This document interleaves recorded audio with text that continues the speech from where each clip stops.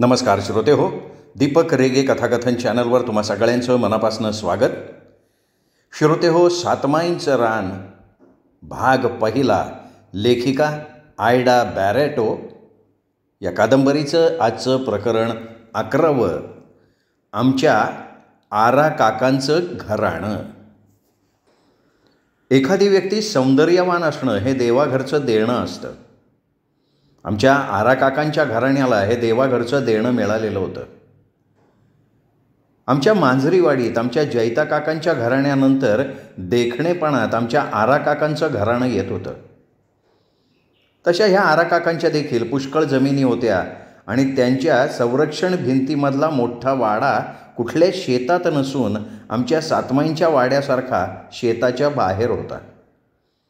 त्यांच्या वाड्याच्या मागे एक मोठं बकुळीचं झाड होतं आणि त्या झाडाच्या एका फांदीला फक्त त्यांच्या गौरीसाठी एक झोपाळा बांधलेला होता.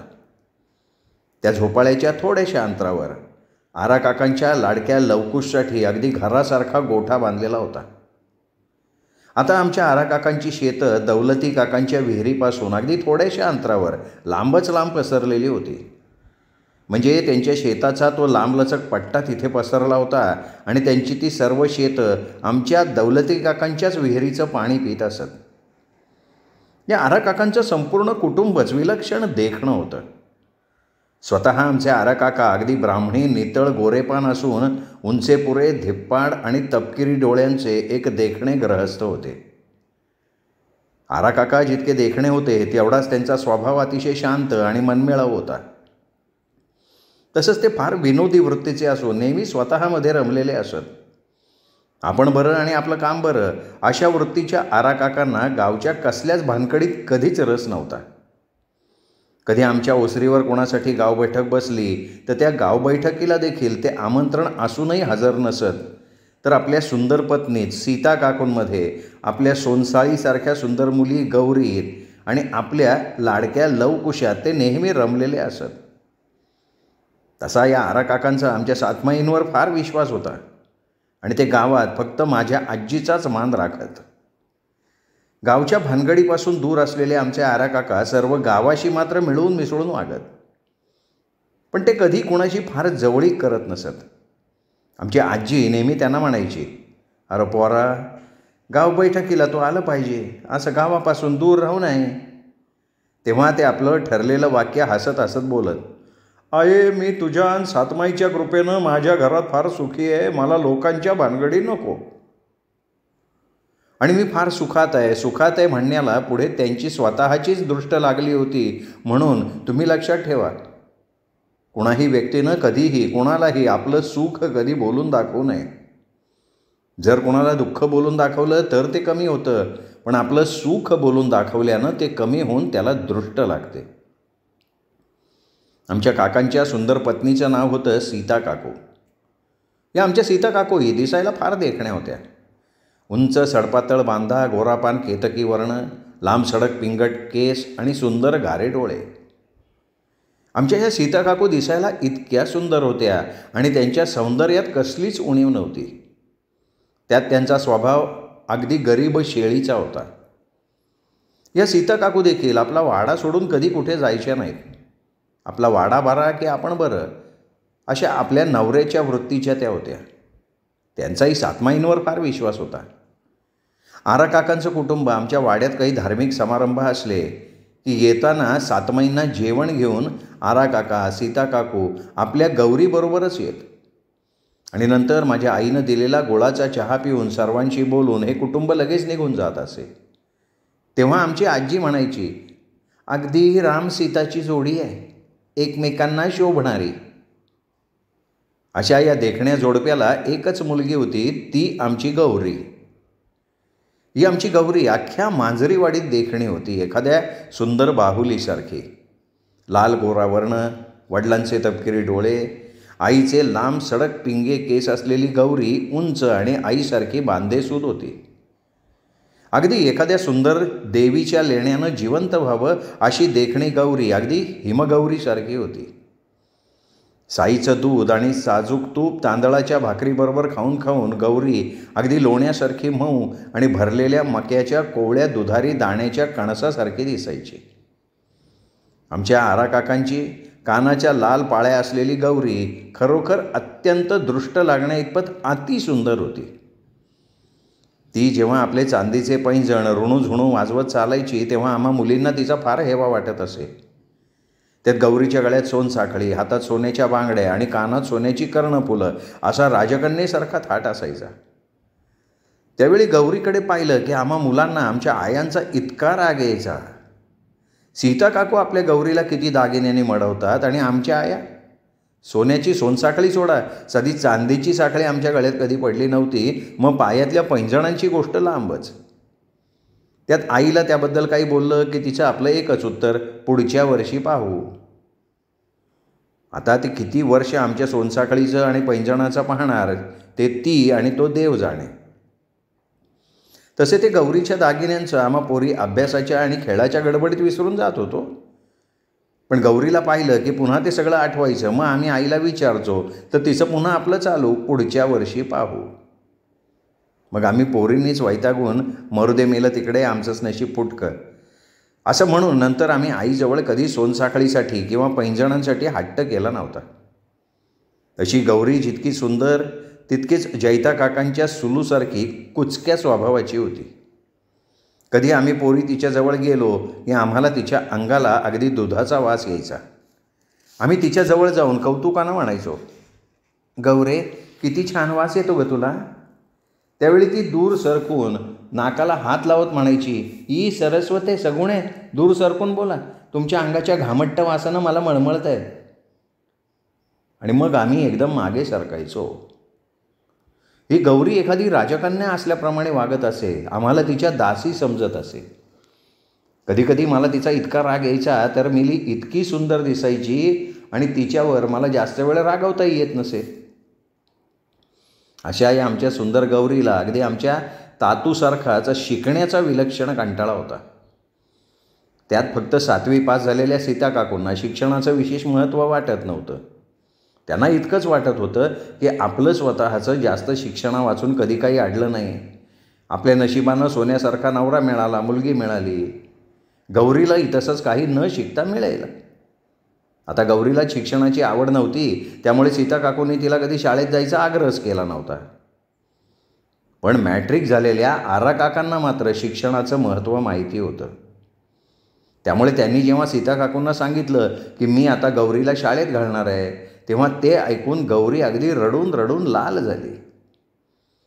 त्यावेळी सीता काकू तिला जवळ घेऊन आपुलकीनं थोपटत आपल्या पाठीशी घालून म्हणाल्या, अहो मला तुमचं बोलणं पटतं आहे, पण शिक्षणाची गरज कोणाला आहे? ज्या मुलींना रंगरूप नाही त्यांना. अहो आपली गौरी राजकन्येसारखी सुंदर आहे आणि माझ्या या सोनसळी परीनं त्या शाळेतल्या 4 शेंबड्या पोरांबरोबर बसून पाठीवर काहीतरी गिरवत बसणं हा मला मूर्खपणा वाटतो. अहो तिने आपल्या चुलीकडे बसून केशर घातलेलं गरम गरम साईचं दूध प्यावं, झोपाळ्यावर बसून मुगाचे लाडू खात खात गुणगुणत राहावं, हेच खरं बालपणीचं सुख असतं. आपल्या गौरीचं शिक्षणा वाचून काही अडणार नाही. तिचं एखाद्या राजपुत्राशी लग्न होईल. जे इतर पोरींना धडपड करून मिळतं ना ते तिला सहज मिळेल. नंतर आपल्या नवऱ्याकडे बघत त्या म्हणाल्या, आता मी कुठे विशेष शिकले होते, तरी माझ्या रूपामुळे मी तुम्हाला मिळवलं का नाही? तसंच होईल हो गौरीचं. तेव्हा आपल्या रडणाऱ्या गौरीकडे बघत आरा काका म्हणाले, हे बघ सीते, आपल्या वेळचा तो काळ वेगळा होता. आता पोरं शिकतात, नोकरी करतात. आता कोणी 7वीहून नांगर हातात धरत नाही तर त्या पुढे जाऊन शिकतात, डॉक्टर होतात, इंजिनियर होतात. आणि आता मुलीही मुलांच्या जोडीनं शिकत आहेत. अगं उद्या एखादं शिकलेलं स्थळ गौरीला सांगून आलं तर त्याला ही आपली अशिक्षित पोरगी चालेल का? तिला निदान 7वीपर्यंत तरी शिकू दे. त्यावेळी सीता काकू एकदम म्हणाल्या, अहो आता पुढच्या वर्षी बघू तिचं शाळेत जायचं, तशी ती अजून लहान आहे. त्यात बाईच्या जातीला शिकून किंवा न शिकून शेवटी चूलच फुंकायची ना. तेव्हा या वयात माझ्या पोरीला हसू द्या, खेळू द्या. अहो त्या शाळेतल्या पोरींच्या अंगाला येणाऱ्या घामट्ट वासानं ती साईचं दूध ओकून टाकेल ना.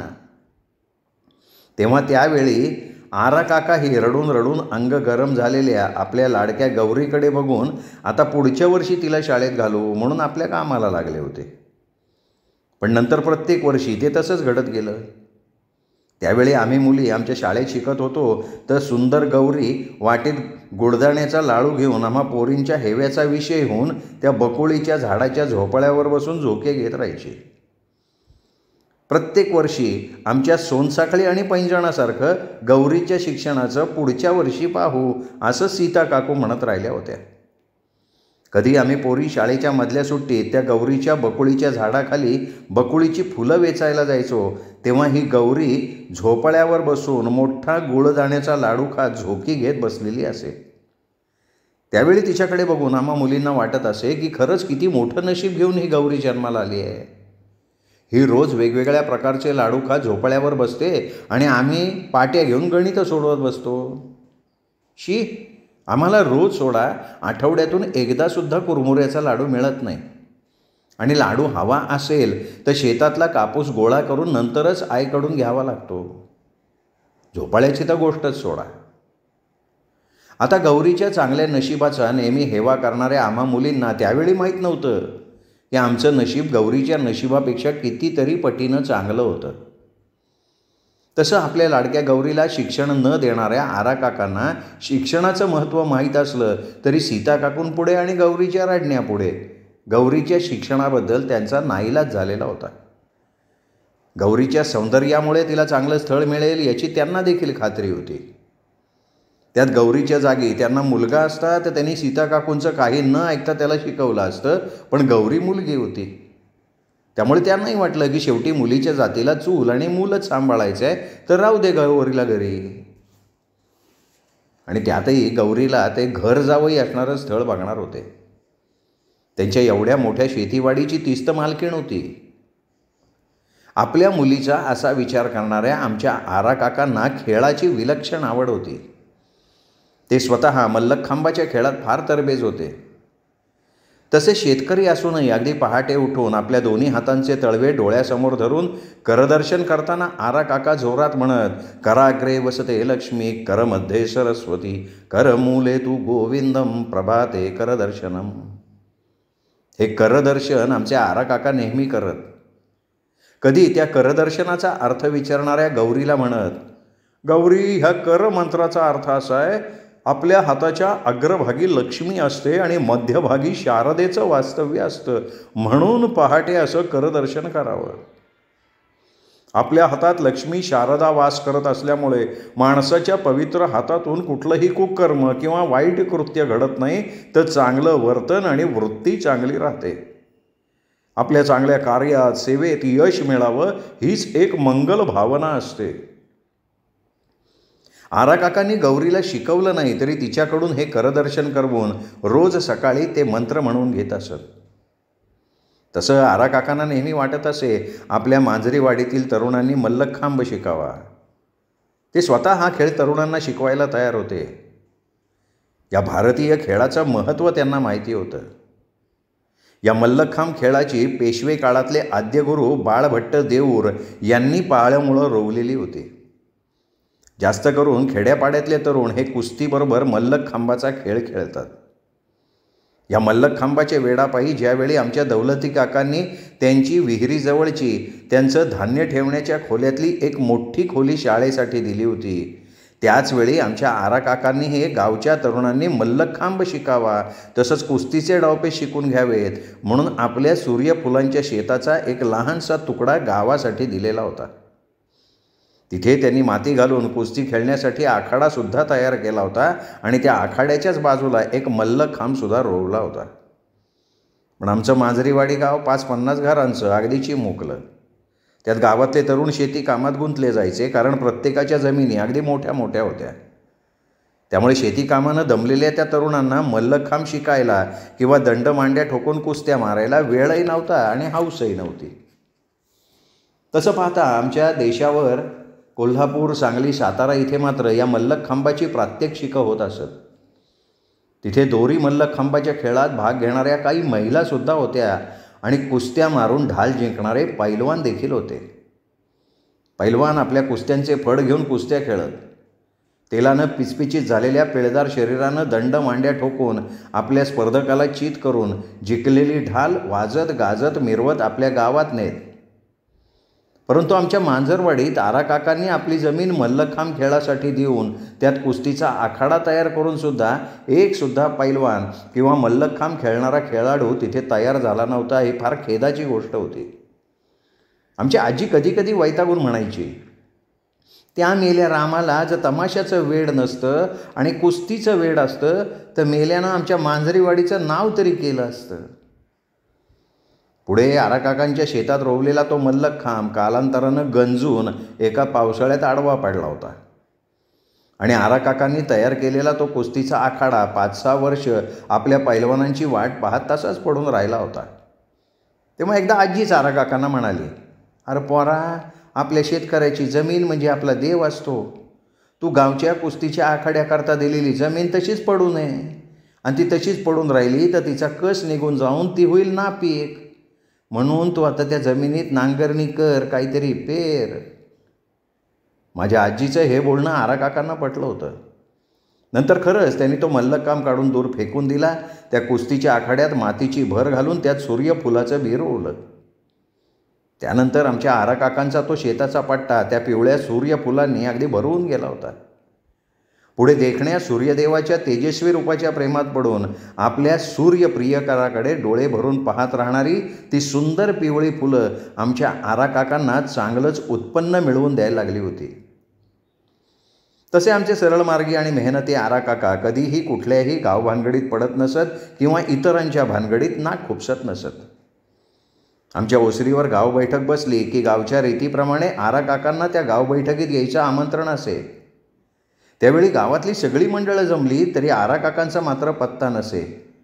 म्हणून तातू त्यांना बोलवायला त्यांच्या घरी किंवा शेतावर गेला तर ते त्याला लगेच म्हणत, पोरा तातू, जा आईला सांग मी आत्ता येतोय, तुम्ही गावपंचायतीला सुरुवात करा. पण गावपंचायत संपली तरी त्यांचा पत्ता नसे आणि हे दरवेळी घडायचं. असंच घडायचं. आमचे आराकाका कधीच त्या गावपंचायतीत येत नसत. आपण बरं की आपला वाडा आणि आपलं काम बरं अशा समाधानी वृत्तीचे ते होते. आमच्या छोट्याशा मांजरीवाडीत कसलीही उलथापालथ झाली तरी आमचे आराकाका मात्र आपल्या 6 गड्यांसह आपल्या शेती कामात मग्न असत. आपली सुंदर पत्नी व मुलगी आणि आपले देखणे लवकुश यांच्या सहवासात ते नेहमी रमलेले असत. त्यांच्या भल्या मोठ्या वाड्यात ते 5 जीव एकमेकांना अगदी घट्ट धरून जगत होते. त्यावेळी त्यांना बाहेरच्या जगाचं काही देणं घेणं नसे. असे हे आराकाका आणि त्यांचं कुटुंब आमच्या वाड्यात सातमाईंकडे मात्र नेहमी येत जात असत. बाकी कुणाच्याही दारात पाऊल म्हणून टाकत नसत. असे हे गावभानगडीपासून दूर आपल्याच घरातल्या विश्वात रमलेले आमचे आराकाका. मात्र जेव्हा कोल्हापूरच्या आंबाच्या जत्रेला ज्यावेळी आमच्या गावच्या बैलगाड्या निघत तेव्हा त्यांची देखील लवकुशला जोडलेली बैलगाडी गावच्या बैलगाड्यांपाठोपाठ निघत असे. तेव्हा आमच्या बैलगाडीत बसलेली माझी आजी त्यांना रागावून ओरडायची, अरे मेले आरा, तुला आमच्या गावच्या भानगडी नको, तू कधी गाव बैठकीला येत नाहीस, कधी कुणाच्या वाड्यात जात नाहीस, म्हणजे मेल्या तू गावाला धरून नाहीस, फक्त आंबाच्या जत्रेच्या वेळी तुला गावची सोबत लागते होय रे. आणि आजी हे असं ओरडत असताना आमचे आराकाका फक्त हसून तिच्याकडे बघत असत आणि आजीचं बोलणं संपलं की जोरात म्हणत, आये झालं का तुझं ओरडणं, मी काय सांगतो ते ऐक. आये, तू म्हणतेस मी गावाला धरून नाही, ठीक आहे, तरी मी तुला आणि सातमाईनं धरून आहे ना. माझा विश्वास आहे जोपर्यंत तू आणि सातमाई मांजरी वाडीत आहात तोपर्यंत काही विपरीत घडणार नाही, खात्री आहे मला. तर आये, मी कुणाची चिंता माझ्या उरावर घेऊन माझा वेळ फुकट का घालवू. हे बघ आये, माझ्या वाड्यात मी फार सुखी आहे, त्यामुळे मला कुणाचं दुःखच नको आहे. त्यावेळी माझी आजीसुद्धा मान हलवत म्हणायची, तुझं बोलणं खरं आहे रे पोरा, अरे सुखाच्या चांदण्यातनं दुःखाच्या दरीत कोण डोकावणार. पण माझ्या आजीचं हे बोलणं फार चुकीचं होतं. आराकाका आपल्या त्या सुखाच्या चांदण्यातनं दुःखाच्या दरीत डोकावले नव्हते, तर ते चक्क त्या दरीत पडले होते. ह्या कादंबरीचा विचार करताना मला अनेकदा वाटतं की आमच्या सुंदर गौरीनं चांगल्या आराकाकांच्या पोटी जन्म घ्यायलाच नको होता. तरी ही सगळी नंतरची गोष्ट आहे. मी हे सगळं तुम्हाला नंतर सांगणारच आहे. कळलं ना? अशा या आमच्या छान आराकाकांना माझ्या आजोबांसारखाच बैलांच्या धावण्याच्या शर्यतीचा विलक्षण नाद होता. त्यांच्याजवळ सांगलीहून खास आणलेली खिल्लारी लवकुशची जोडी, विलक्षण देखणी जोडी होती ती. अशी उमदी आणि देखणी बैलांची जोडी आमच्या मांजरीवाडीतच काय, आजूबाजूच्या गावात सुद्धा नव्हती. तसे हे दोन्ही बैल पांढऱ्या शुभ्र रंगाचे, टोकदार शिंगांचे आणि उंच होते. तसे आमच्या लंगड्या किन्ना काकांचे ढवळ्या पावळ्यासुद्धा फार उमदे होते. तरी ते तपकिरी रंगाचे बैल या लवकुशांची बरोबरी कधीही करू शकले नव्हते. आमच्या शिरगुप्पीत वर्षातून एकदा म्हाळसादेवीची मोठी जत्रा भरायची. त्यावेळी तिथल्या मैदानात तमाशाचे फड उभे राहत. आखाड्यात अनेक गावच्या पैलवानांच्या कुस्त्या खेळल्या जात. तेव्हा अनेक गावचे लोक आपापल्या बायकोला पोरांना घेऊन बैलगाडीतनं या जत्रेला येत असत. या जत्रेतलं मुख्य आकर्षण म्हणजे बैलांच्या धावण्याच्या शर्यती. अनेक गावचे शेतकरी आपापल्या बैलांना घेऊन या शर्यतीत भाग घेण्यास उतरत असत. आमच्या आराकाकांचे लवकुश, किन्ना काकांचे ढवळ्या पावळ्यासुद्धा या शर्यतीत भाग घेत असत. परंतु नेहमी आमच्या आराकाकांचे लवकुश शर्यत जिंकत. आमचे लवकुश शर्यतीत उतरले की काही शेतकरी आपले बैल शर्यतीतून काढून घेत. इतकी सगळ्यांना खात्री होती की आराकाकांचे लवकुशच जिंकणार आणि तसंच घडत होतं. त्यावेळी लंगड्या किन्ना काका मात्र कधीतरी आपले ढवळ्या पावळ्या आराकाकांच्या लवकुशना हरवतील म्हणून जिद्दीनं या शर्यतीत उभे राहत. पण आजपर्यंत तरी लवकुशच शर्यतीची ढाल घेऊन गेले होते. आमच्या आराकाकांचे लवकुश जिंकले की नंतर आमचे आराकाका लवकुशला बरोबर घेऊन त्यांनी जिंकलेली ढाल घेऊन फटाक्यांच्या आवाजात, ढोल ताशा आणि लेझिमीच्या तालावर गावातल्या तरुणांबरोबर नाचत, गुलाल उधळत, वाजत गाजत मांजरीवाडीत येत. त्यावेळी झाडून सर्व सुवासिनी लवकुशला ओवाळून त्यांच्या तोंडी गुळाचा खडा चारत. आणि एकदा का ती मिरवणूक आमच्या सातमाईच्या वाड्यासमोर येऊन उभी राहिली की आराकाका सरळ आमच्या वाड्यावर येऊन पहिल्यांदा आजीच्या पाया पडून लवकुशला सातमाईंच्या पारासमोर घेऊन जात. ती जिंकलेली ढाल आणि पेढ्याचा पुडा सातमाईंपुढे ठेवून हात जोडून म्हणत, माझ्या सातमायांनो, तुमच्या आशीर्वादानं तुमचे लवकुश जिंकलेली ढाल घेऊन आलेत. त्यांच्यावर असाच तुमचा आशीर्वादाचा पदर घालून तोंड गोड करा. त्या दिवशी संध्याकाळी आराकाकांच्या वाड्यावर सगळ्या गावाला पुरणपोळीचं जेवण असे. आमच्या सीता काकू 7 वाजण्याच्या अगोदर स्वतः 7 पुरणपोळ्यांची चळत आणि बाकीच्या स्वयंपाकाचं भरलेलं ताट घेऊन आराकाका आणि गौरीबरोबर येऊन सातमाईंना अगोदर जेवण वाढत. तसंच बाभळीच्या रानात झपाट्यालाही ते पान ठेवत.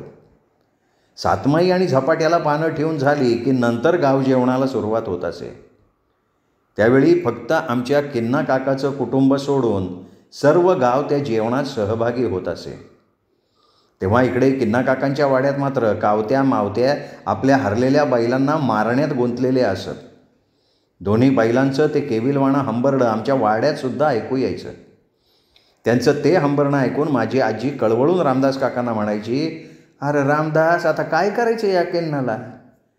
त्या मुक्या जीवांना असं हाणून का ते त्याला ढाल मिळवून देणार आहे? आता त्या मेल्याला जाऊन काही बोलावं तर मुडद्यानं दारू ढोसलेली असणार. नंतर शब्दानी शब्द वाढत जाणार. तरी रामदास, मी उद्या त्याला वाड्यावर बोलवून समज देणार. तसं रामदास काका म्हणत, आई, त्याचा काय उपयोग नाही बघ. त्यापेक्षा तू पुढच्या वर्षी आराला सांग का लवकुशाला शर्यतीतून मागं घे म्हणावं. तसं झालं तर मात्र ढवळ्या पावळ्या ढाल जिंकतील आणि मग सगळा प्रश्न सुटून जाईल, आहे का नाही? तेव्हा माझी आजी खेदानं फक्त मान हलवत असे.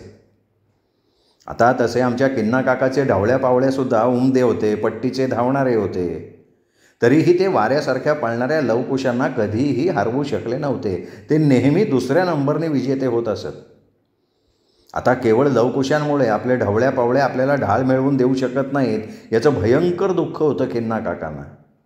त्यांचं स्वप्न होतं की त्यांच्या ढवळ्या पावळ्यांनी ती शर्यतीची ढाल जिंकावी आणि आपल्या बैलांच्या बरोबर त्या गावातल्या सर्व सुवासिनींकडून ओवाळून घेत वाजत गाजत आपल्या वाड्यात यावं आणि 8 बोकडं आणि डझनभर कोंबड्या पाकून आपणही गाव जेवण घालावं. पण दरवर्षी त्यांचं ते ढाल जिंकण्याचं स्वप्न फक्त स्वप्न राहत असे. त्यांचं ते स्वप्न लवकुशनं कधीही पुरं होऊ दिलं नाही. आमच्या आराकाकांचं हे लवकुश खरोखर आमच्या मांजरीवाडीचं मोठं भूषण होतं. त्या दोघांनी जिंकलेल्या कितीतरी ढाली आराकाकांनी आपल्या दिवाणखान्यातल्या भिंतीवर लावून ठेवल्या होत्या. आमच्या सीता काकू आपली देवपूजा आटोपली की रोज त्या सगळ्या ढालींना हळद कुंकू वाहून उदबत्ती फिरवून आपल्या लवकुशांना उदंड आयुष्य मागून त्यांनासुद्धा हळदी कुंकू लावून ओवाळत असत. आमच्या आराकाकांची आपल्या या बैलांवर आपल्या गौरी इतकीच माया होती. त्यांनी आपल्या शेतीकामाचे जोखड कधीही लवकुशच्या मानेवर ठेवले नव्हते. त्यांचे शेतात राबणारे 4 बैल वेगळे होते. आराकाका आपल्या लवकुशला पेंड घालताना त्यात भाकऱ्या गोड पालेभाज्या मुरडून घालत. नंतर त्या कृष्णकाल्यात बादल्या भरून दूध ओतून ती भरलेली घमेली त्यांच्या पुढं ठेवत. आपल्या शेतातला हिरवागार चाचा आराकाका रोज आणून त्यांना मायेनं खायला घालत असत. कधी आमच्या सीता काकूसुद्धा काही गोडधोड केलं की त्यांच्यासमोर ठेवून म्हणत, लवकुश पोरांनो गरम गरम आहे तवर खाऊन घ्या. आमच्या सुंदर गौरीचा तर अर्धा दिवस त्या लवकुशाच्या अंगावर पडून त्यांना गोंजारण्यातच जायचा. ती त्यांना ताडभर दहीभात रोज खायला घालायची. खरं तर लवकुश आमच्या आराकाकांच्या कुटुंबाचा एक भागच होते. कधीकधी आमचे आराकाका काही कामासाठी खरेदी किंवा बाजारहाट करण्यासाठी सीता काकू आणि गौरीला घेऊन शिरगुप्पीच्या बाजारात जात. त्यावेळी फक्त ते त्यांच्या खास बैलगाडीला लवकुशला जुंपून शिरगुप्पीला घेऊन जात असत. पण ते फक्त त्यांना अंबादेवीच्या पायावर घालून आशीर्वाद घेण्यासाठी. आमच्या लवकुश वेड्या आराकाकांनी त्या दोघांच्या गळ्यात चांदीच्या लहान लहान घंटा असलेल्या जाड चांदीच्या साखळ्या घातल्या होत्या. त्यांच्या 4ही पायात चांदीचे तोडे घातले होते. नेहमी त्या बैलांच्या कपाळावर सीता काकूंनी लावलेला कुंकवाचा टिळा असे. त्यात सीता काकू त्या दोघांना कोणाची दृष्ट लागू नये म्हणून गौरीबरोबर त्यांनासुद्धा काजळाची तीट लावून त्यांची दृष्ट काढत असत. तसंच त्या कोणाला सांगताना म्हणत, मला लव कुश आणि गौरी ही 3 पोरं आहेत. खरोखर अशा मुक्या प्राण्यांवर माया करणारी माणसंही वेगळीच असतात. आता अनेक वेळा कोणी शर्यतप्रेमी मांजरीवाडीत आले की ते आवर्जून लवकुशला पाहायला आराकाकांच्या वाड्यावर जात. आराकाका त्या सर्वांना दुरूनच लवकुशचं दर्शन घेऊ देत, पण जवळ कोणालाही जाऊ देत नसत. आपल्या ह्या बैलांना कोणी हात लावलेला त्यांना अजिबात खपत नसे. नंतर ते येणारे लोक लवकुशला दुरूनच पाहून त्यांनी जिंकलेल्या ढाली मात्र जवळून बघत वाहवा करत. तेव्हा सीता काकू त्या सगळ्यांना आवर्जून दुधाचे पेले देत असत. आमचे आराकाकाच लवकुशचा गोठा स्वतः स्वच्छ करायचे. त्या दोघांची सर्व देखरेख ते आणि सीता काकू करत. या दोघांच्या गोठ्याजवळ जायला इतर गडी माणसांना सुद्धा परवानगी नव्हती. सीता काकू त्या दोघांच्या शेणानं आपल्या वाड्याचं सारवण करत आणि त्यांच्या शेण्याच्या शेण्या फक्त माझघरात जात, तर दुसऱ्या बैलांचं शेण खतासाठी कचरा खड्ड्यात टाकलं जाईल. लवकुशची दर महिन्याला गुरांच्या डॉक्टरकडनं स्पेशल तपासणी केली जात असे. गौरी आपल्या डोळ्यात काजळ घालताना आपल्या लवकुशच्या डोळ्यातसुद्धा काजळ घालायची. आता बोला. आराकाका आपल्या लवकुशांची सर्वपरीनं काळजी घेत. त्या दोघांजवळ ते कधीच कोणाला जाण्याची परवानगी देत नसत आणि त्यांच्या ह्या नियमाला मात्र फक्त आमचा तातू अपवाद होता. आराकाका आपल्या लाडक्या लवकुशना आमच्या तातूच्या हवाली मात्र बिनधास्त करत असत आणि आमचा तातूसुद्धा अत्यंत मायेनं आणि आवडीनं रोज सकाळी त्यांचा धावण्याचा सराव करून घ्यायचा. आमच्या तातूचे लवकुश हे अत्यंत आवडते बैल होते. तोच त्यांना सकाळी धावण्याच्या सरावाला नेत असे. आमच्या तातूच्या दिवसभरातनं 4-5 तरी फेऱ्या त्यांच्या गोठ्याकडे होत असत. कधी आमच्या आराकाकांना बरं नसलं किंवा काही कामानिमित्त त्यांना बाहेर जावं लागलं की ते अगदी बिनधास्त आपल्या लवकुशना तातूच्या हवाली करत तातूही त्यांना नीट सांभाळत असे. पुढे आमच्या आराकाकांना स्वतःची दृष्ट लागून एक फार मोठी शोकांतिका घडली होती. आजसुद्धा ते सगळं आठवलं की मला वाटतं ह्या जगात देव आहे का नाही. नंतर तीच शंका मनाला सतत खात राहते आणि त्यावेळी वाटते की देवा, जर एखाद्या चांगल्या माणसाला असं भोगावं लागतं तर मी वाईट असणंच पसंत करेन. श्रोतेहो, हे प्रकरण इथेच संपलं. 12वं प्रकरण आहे आनंदी आत्याचं लग्न आणि तिचं वैधव्य. ऐकूयात उद्या. तोपर्यंत नमस्कार मित्र.